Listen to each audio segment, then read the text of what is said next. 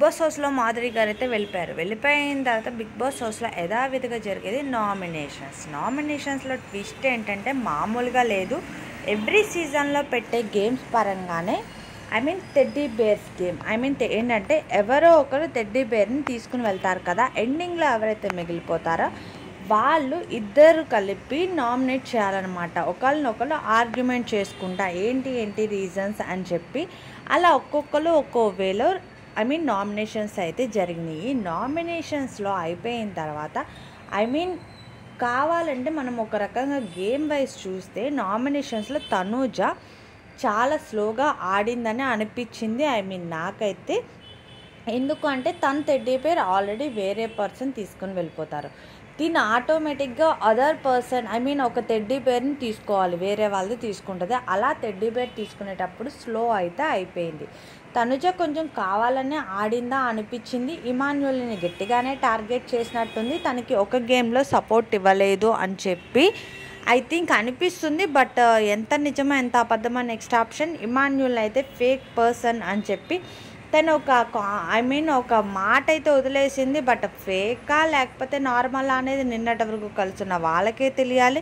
ఒక చిన్న రీజన్తో ఫేక్ లేకపోతే మాస్క్ అట్లా అనేది కరెక్ట్ కాదు.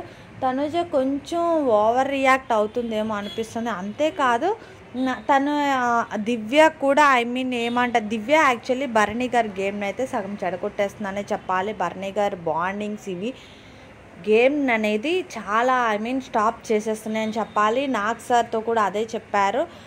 దివ్య భరణి ఇద్దరు ఏంటో ఎవరికి అర్థం కావట్లేదు. బట్ కానీ ఈసారి నామినేషన్స్లో భరణి గారు తనుజకి భరణికి గట్టిగానే ఫైర్ నడిచిందని చెప్పాలి.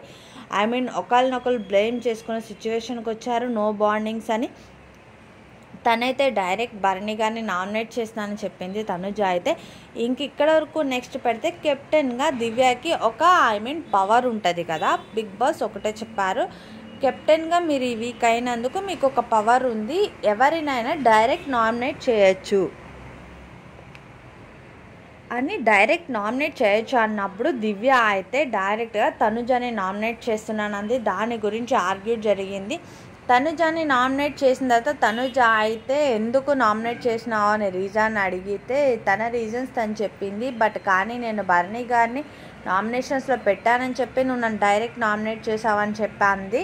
దాని గురించి ఆర్గ్యుమెంట్ సాగింది. అంతేకాదు దివ్య వదిలిన మాటలు ఏంటంటే భరణి గారితో నేను క్లోజ్గా మూవ్ అయితే నువ్వు చూడలేకపోతున్నావు, నీ వల్లే భరణి గారు కూడా హౌస్ నుంచి బయటికి వెళ్ళారు అని చెప్పి ఇంకా ఇద్దరికి ఫైర్ అయితే నడిచింది. ఇంకా ఆ తర్వాత నామినేషన్స్లో అయితే గట్టిగా అయితే పోరైతే సాగింది. ఇంకా ఆ తర్వాత బిగ్ బాస్ కాలర్దని చెప్పి గేమ్ స్టార్ట్ చేశారనమాట. ఎవరైతే ఫోన్ లిఫ్ట్ చేస్తారో వాళ్ళకి ఒక్కొక్కటి చెప్తారనమాట. గేమ్ టాస్క్ అయితే స్టార్ట్ అయింది. ఆ టాస్క్లో భాగంగానే ఫస్ట్ కాల్ తనుజ లిఫ్ట్ చేస్తుంది. తనుజ లిఫ్ట్ చేసిన తర్వాత బిగ్ బాస్ అక్కడ మాట్లాడింది ఏమీ లేదు, అందరినీ పక్కకి వెళ్ళమనండి, కంటెండర్షిప్ రేస్ అయితే స్టార్ట్ అయిందని చెప్పారు.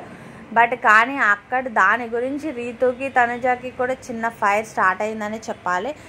తనుజ చెప్పిన మాటల్ని నమ్మలేదు. తనకి ఏదో సీక్రెట్ టాస్క్ ఇచ్చారని చెప్పి అనుకున్నారు.